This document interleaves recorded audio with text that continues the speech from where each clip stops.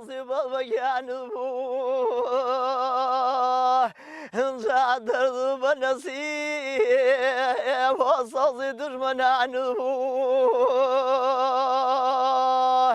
انجا مای بیردی سازی نمرحبای أهود بشازانا والله من بقايا انزا ما يبيري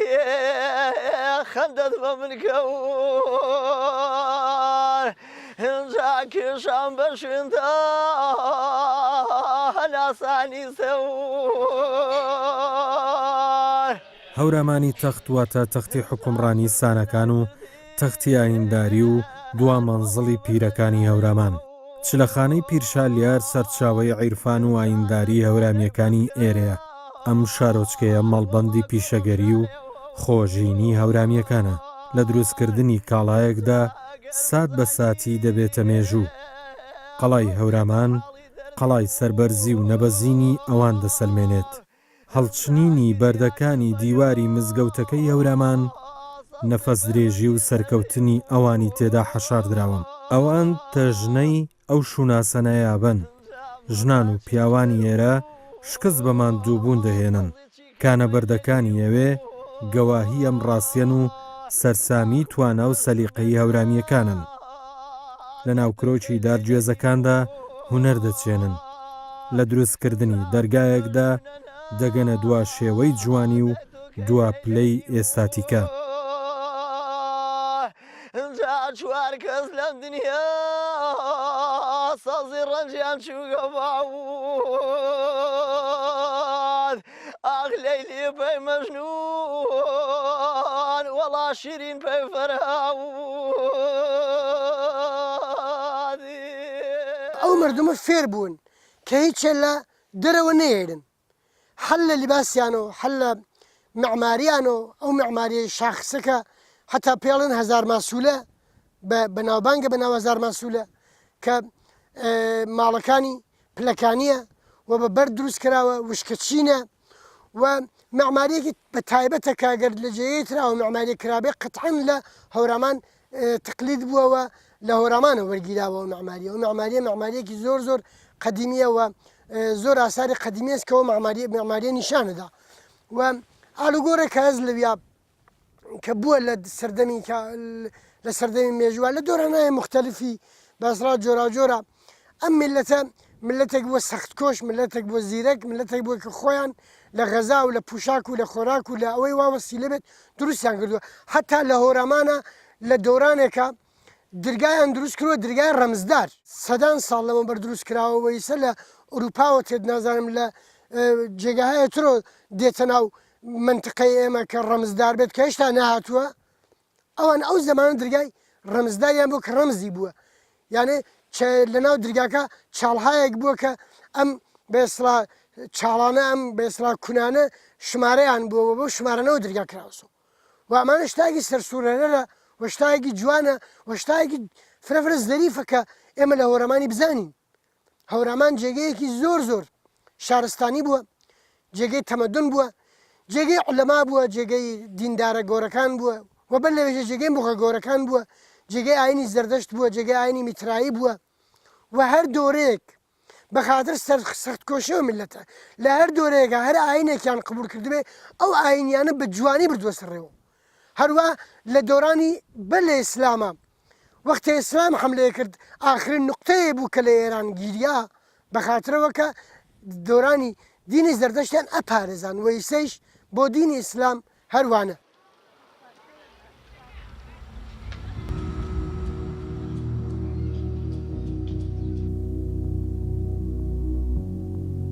هەورامانی تەخت ناوی کۆی جوگرافیایی هەورامانی هەڵگرتووە و هەموو ڕێگاکان دێنەوە ئێرە بۆیە ناوەکەی زۆرترین بۆ چوون و مشت و مڕی لەسرە و هەر بۆ چوونێک قۆناغێکی مێژووی دەکاتە پێوەەر بۆ ناساندنی ئەم ناوە ئورمان ئێرمانان ئاهورامەزدامان ئورمون ئەمانە و چەندین ناوی تر دەکرێنە کاڵاو بە باڵای ئەم شارۆچکەیەدا دەکرێن ئەم شارۆچکەیە پایتەختی هەورامانی تەختە و سەر بە قەزای ساڵواوایە و گوندەکانی شامیان دەبن بە دراوسەی. لەبارەی مێژووی ئەم شارۆچکەیەوە چەندین سەرەداوی مێژوویی لەبەردەستن. دەمان بنەوە سەر ڕیشە و ڕەچەڵەکی دانیشتوانی ئێرە. دەستپێکی ژیان و نیشتە جێبوون لەم ناوچەیەدا تۆمار دەکەن. تەختی سان و قەڵای هەورامان و لاشەی پیرۆزی پیرشالیار و مزگەوتی گەورەی هەورامان کە ڕستەی دروست و خاوێنن بۆ کنەکردن و لێکۆڵینەوەی زانستی لەبارەی مێژووی ئەم شارۆچکەیەوە. هەورامان جە مەنابعی تاریخینە کە ئەپاسەی شارەشکریان پەنێ هەورامان جە کەلیمێ ئۆری و ئامان بە ئیزافۆ مانیوە ئۆریانی قەڵەوە محکەمە و مستەحکەمێ و مانیشانی یانە و مەسکەن هەر پاسێ جە کتێبەکە تەرینێ جە فەرهەنگ و معینە بەحس کریان واتەنشا هەورامان یانی ئورەمەنی وامان یانی سرو دێوەدینی وەڵجە ئیسلامینێ و هەر پاسێ جە باخەتەر مەنابعینە واتەنش ئەورامان جە ئێرمانانی وامان یانی جامعەوە دیندار و هەر پاسی جە کتێبەکات هێنێ ئەکسەریەت ئیشارەکریان واتەنشا هەورامان یانی منتقەوە کە نفوز ناپەزیرا و قەڵەوە کە محل و کەسانێوەنە کە نەتەوانشا تەسخیرش کەرا جێ عەبدولقادری بابانی بەحسش کەرۆ ماچە ئەورامان کوهیز دەرعلوێ مەکان هەمسایە ئاسمان کە ئەزدور خاندەگان لاچین بەنەزەرایەت کێک پارە سەنگەز ئەورامان جە ئێرمانانی وامان یانی جامعەیە دیندار سەرهەنگ دەودانی جە ساڵ و 1935 میلادینێ بەحسشکردن ماچۆ ئەچاگەنە جێ شعرێوانە بەحسشکردن ماچۆ سەرهەنگ دەودان سەرهەنگ دەودان ئەسکە نامە من سەرهەنگ دەودان چەنی ئێرمانان گێڵم نەهەردان مەکۆشم پەرێ ئاینی کوردان ئینە ئەچی شعرنە بەحسکەرۆ ئێرمانان کەلیمە ئێرمانانی یانی جامعەوە دیندار جە بەحس و هەورامانینە ئاوەختی دکتۆر محەممەد ئەمین هەورامانی چەر ئی مەطلەبی تەیید کۆنەوە کە ئەورامان جە ئێرمانانی وامان هەورامان جە ئێرمانانی وامان یانی جامعەوە دیندار چون تەبدیل و ئۆی بە ئەی جە زوانی کوردنە فران ئاسان هاسان ئاوەختی هامیان ئامیان ئی کەلیمەی تەغیراتمە هەن جە ئەدەبیات نەهەن هەورامان تەخت ئەپێسە کە ئێمە جەزوان و وەڵینەکاوە ژنیێنما تەخت کەلیمەی تەختی بە دوێ معنیان یۆش بە معنا تەخت و حکوومەت و پادشایی بیان یۆج بە معنا کۆ تەختین سانێکێت جە هەورامانێ منێ بە حکمڕانی و بەگزایە و دەسەڵاتدارەکە ئازەمانەی واتێنێ شاپەنە سانی تەختی سانی یانی مەرکەزی حکوومەت و ئاسانە دەسەڵاتدارا کە جە هەورامان نەبیێنی هەورامان و تەختی سەر بە شار و سەڵاوین ئاوەختیەکەی جەتەرەف و جنوبی وێ یانێ پانیشتشنە وەسڵا لە بە شارە زووری وێ جەتەرەف و شەرقی وەسڵا بە دێهاتەکە کوردەواری وێ هەر هەورامانی منتقە هەورامانی وێ جەتەرەف و غەربیچە وەسڵا بە شامیانی و مەریوانی وێ ئاوەختیەکەی منتقەوەن کە خەڵکش سەر و پەیا وێشە ژیوان جە لیباسینە جەپاڵانە جەوارلەمەینە هەرچێکی بێن وەشا تۆلی چاکەلەن نمونەش هەڵاوەشا بیان جلێوە بیان جلوبەرگە بیان وەڵە چخەڕانکینێ کە گیواوێ بیان فتەڵە پێت چاکەلەن هەڵاوەشا وەشکەلەن وەشونیان لێ تێت چخڕانێک وەشکریان تاریخ و هەورامانی ڕۆ مەنابع مستەنەداتێوە کە هەن سەنگنوویسەکێ پەشت و دەگیانێک کە قەڵاوێ کە ئین سەنگنوویسێ کە پاسە کە دکتۆر قەسیمی و کارشناسێک باستانیەکەی بەحشاکەر سەرشۆ 1000 ساڵە چاڵتر سکونەتگا بێن جە قەڵا هەورامانی وێ هەر پاسە ئەچیشن ساڵانە کە جە مەنابعە بەرامان جە سەد و داریانینە و ئاسار و دەگا و ڕواری لە بەرامان نیشانی نەمێ کە هەورامان 40,000 ساڵە چاوەڵتر قدمەتش بیان جەنەزەر و میعماری و هەورامان بە بۆنەوانوێ جە زەمان و زیوێ جەنگ و جداڵ و بین و قەبیلەکە و قۆمەکانە فرەبیان قەڵا هەورامانی یاگێوە ئەم نەبیێنە پێ خەڵکی خەڵک جە قەڵا هەورامانی و پەناشاگێتێنە قەڵا هەورامانی زاڵە نەمبل و منتقەکەیرێ ئاوەختێکەی خەڵک ئەپاگەوە ژیوان ئەپا یاگێوە بێنە کە هیچ کەس دەسەشی نەبیان پەنن کە ئانەن تەماشە کەرمێ قەڵام مسلەتە نەمبل و تەمام منتقەکەیرێ جەتول و زەمانێ کە خەڵک جەنگ و ئاژاوە کەمبیان خەڵکی ئاشواش ئامانەوار ئامان لێ پاین و دەگێ کە ئانەن ئێمە ئینیشنە تەماشە کەرمێ جە زوانی فلکلۆن شعری هەنێ ماچۆ دەگاکێ ئێمە حاکمە دەگانێ وەرش دەشتەنەوە پەشتیش قەڵانە یانی ئینە یان و کە هەورامان ئێمە جە زووە جەویەرلەیە فرەزوونە دەگاوە حکومڕانی حکومەتداری بێنێ ئا وەختیەکەی یەواشیواش ئامێنەرە وال ئیسە ڕوبەڕوو جادەگا و ڕوبێ مەسیرهای ئەملو کە ئیمکانات ڕەحەتەراری و دەسەچیش وەشتەراری و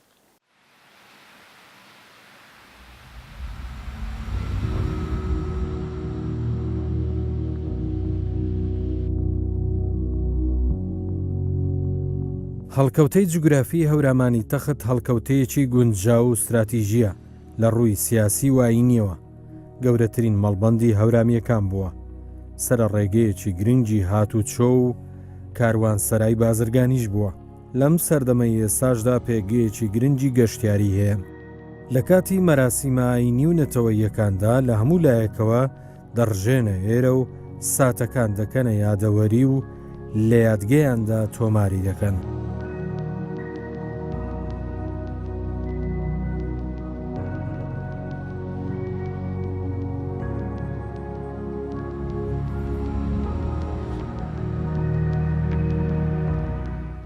ئاوەختی ساڵ و هەشتا شروعم کرد بە کار و سەنایع دەستی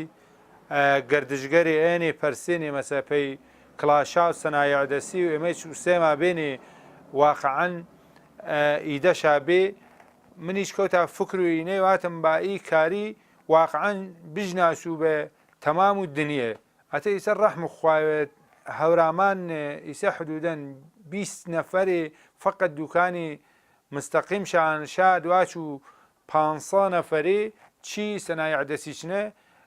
بەهرە بەراو نان وەرە.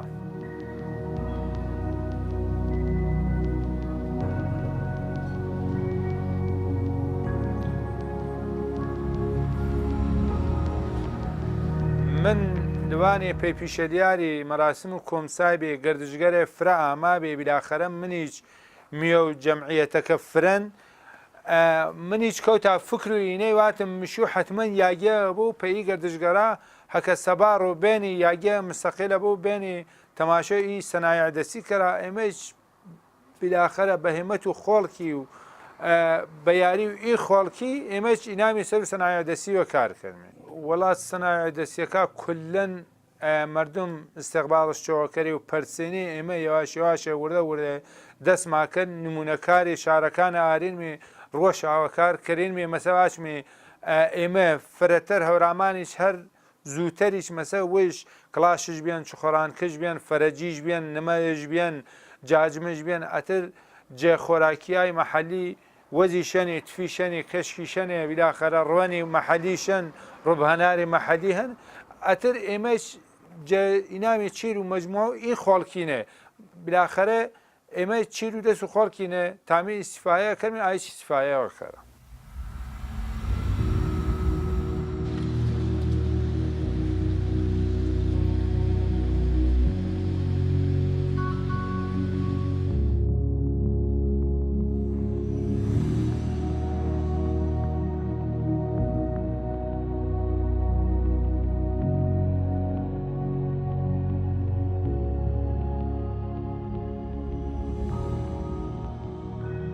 بیناسازی مزگەوتەکەی هەورامان و ئۆتێلەکەی هەورامان دوو لۆگۆی تەلارسازی هەورامیەکانن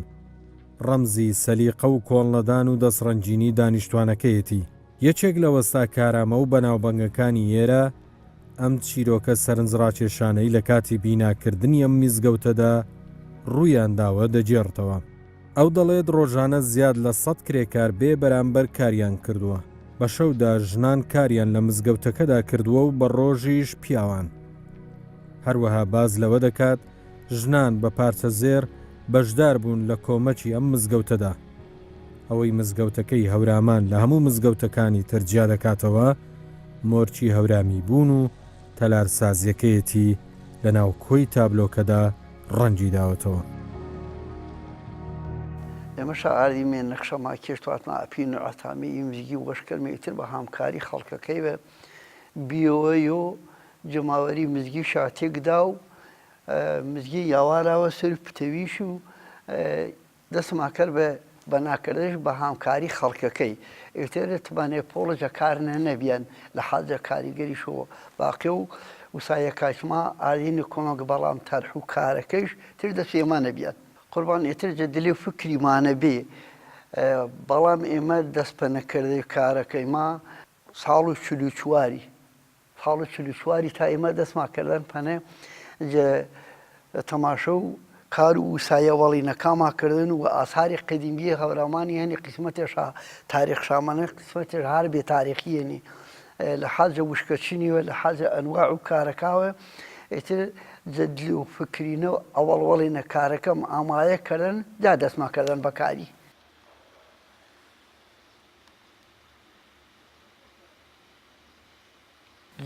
تەرح و کارینە جە وشکەچن تا بە مەڵاتی سێنزە نوعێ ئەبزار من بەڵەدنا لە حەزی کارانە ئێنە ئەشی لە حەزی کارینە کارمکردن ئەغڵب و وسایەکە تیکرارمکردنەوە کای با ئاساری قەدیمی هەورامانی هەرمەن و ئی ئاسارە قەدیمیەشە هەرمەن و هەر ئەچاوە یەواشەواشە دەستم پەنەکردن و خەریکە بازێ جەبەنایە کاچما خەریکێنی وارد جەکارەکەی بینی بەڵێ دێنی جەکارەکەی ئێمە هیچ مەوادێ تەرما جێدورۆ ناردن هەر تەرح و کارەکەی وەما بێنمێ و بەڵام سیمان و ئەرزکرد و ئاهەنش و گەچ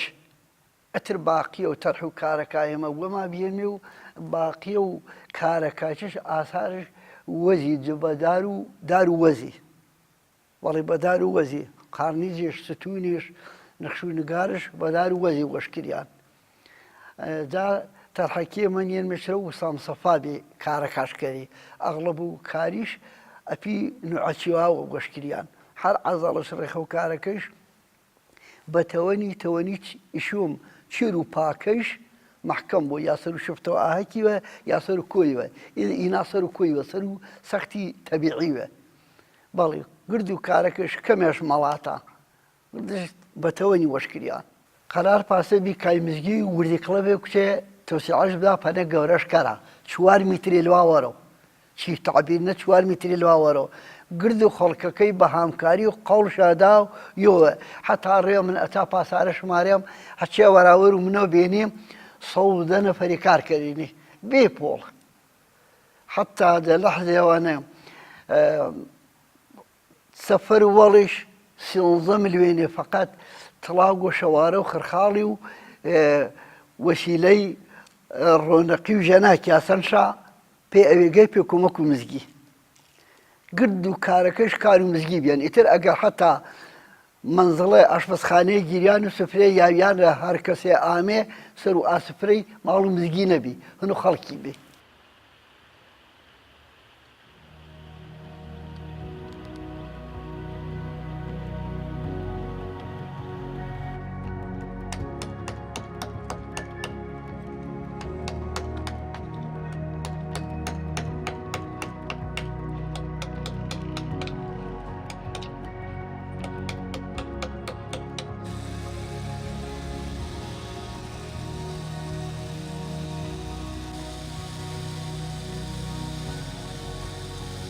پەیکەرتاشی یەکێکە لە هونەرە دیار و بەربڵاوەکان لە جیهاندا بە شێوەی زانستی لە زانکۆ و پەیمانگاکاندا دەخوێنرێت چەندین شاکاری هونەری گرنگ لەم بوارەدا دروستکراون کە لە مۆزە و پێشەنگا نێودەوڵەتیەکاندا نمایش دەکرێن چەندین کەرەستە بۆ ئەم بوارە بەکاردەهێنرێن بۆ هەڵکۆڵینی پەیکەرەکان و شێوە گیرکردنی ئەو وێنانەی لە بیر و هزری هونەرمەندەکەدا هەیە وەک بەرد برۆنز و دار بەڵام پەیکەرتاشەکەی هەورامان داری گوێز و داری تو دەکاتە زەمینەی لەدایکبوونی ئایدیاکانی ئەو دەڵێت ماوەیەکی زۆر بە دەوری ئەو کەرستەدا گەڕاوە کە بتوانێت لەزەتی لێ بکات و وێنە حەشاردراوەکانی لە ناو مادەیەکی گونجاودا وێنە بکاتەوە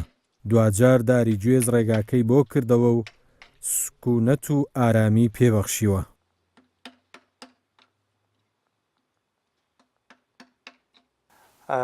تاریخ و ساڵ و 1970 تا 76 من تقریبا بە سورەت و ئاماتۆری کارم کرد چادمای شوێن و ئانێرم بە تەشویق و سریەجە ڕەفیقەکەم لەوانەیە کەلاس و تەڕاحی مقدار پایه وش لجة تراحم جا لو استاد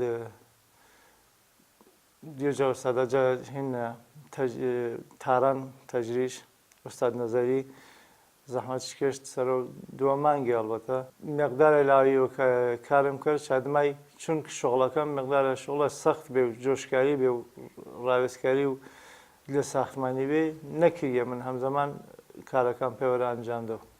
فضا کاریم دوره کوتاه شاب مسیر نه لانه پشاره تری اتر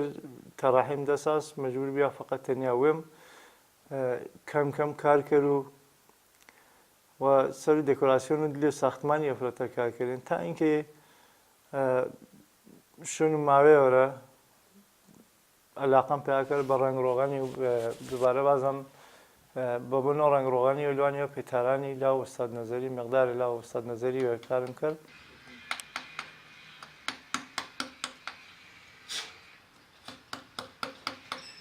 من تماشا کرد لجامعه هورامانی نه خیلی نمادی ماهنی که خریکی نبین نملا من حیف میوانه این نمادا بارو بازم به متریالای تر کار کرو و چیلا شد دلی طبیعتی نبینو هر آن نمادی دلی منطقه هورامانی نه پس چیه واشی ایتا ندرخته وش عکسو ای فرجیشه گیرتا و یا ایتا ندرخته عکسو ای لباس کردیشه گیرتا و من ایچی واد لی ایتا هینینی یزوه فره سعی کرو آنش کار ما کرو فقط یزوشو معلوم نیست انا هیچ اجبار دلی کاری مانه نیا هیچ اصرار ما کرو و تنه درختی که حتما بارو مثلا فرجیش نبر به من عشقلی اگر زانو دلیش نبینو مقدار کار کرو سرشو فرجی کی به دست مارو یا اینکه کشو تاقیلش نبو سعی کرو کشو تاقیله به مقدار خط افقیه عمودیه یا اینه مقدار کار کرو سرشو آچی نشانی بیو تیمد لجامعه هورامانی نه یا کلن لجامعه کردواری نه هر پاسه که جمعیت موافرن و سریع چیوش هنی بابا اسوانه که خلاصه جهر کاره وانه سریع مخالفی هنی سریعش موافقی هنی کارا کم میشه پاسه نه که سریع مخالف فریم هنی که بیوشم متاسفانه خانواده ویم بیان که ایسا پاشی و که جا اولا انکاریم چه نکردیم و چین ما باید کاری کردیم و خلاصه بخاطر مسائل مذهبی نشان ایسا شکر پیخواهی من توانم اینه تأثیر بینید ملو خانواده را که اگر تاتم یا خانوادم بلا یا اگر توانه یا اینکه تیکه چو یه زانه درو کاری هنری وره حتما ماراشو پیگید نمازه درولو و ایچی ویچه من که کار سرشو کرو قطعا کاری کرو که هیچ وقت ضربه نوانو نه جامعی نه مذهبی نه بشریتی بلام فرج هنی علاقه شدید شهن پی کرا استقبال گرم کرا و کارا کم در کرا من صرفاً به عشق و انیشا و کار کرو که منی وگه کارا کم در کرا و تشویق کرا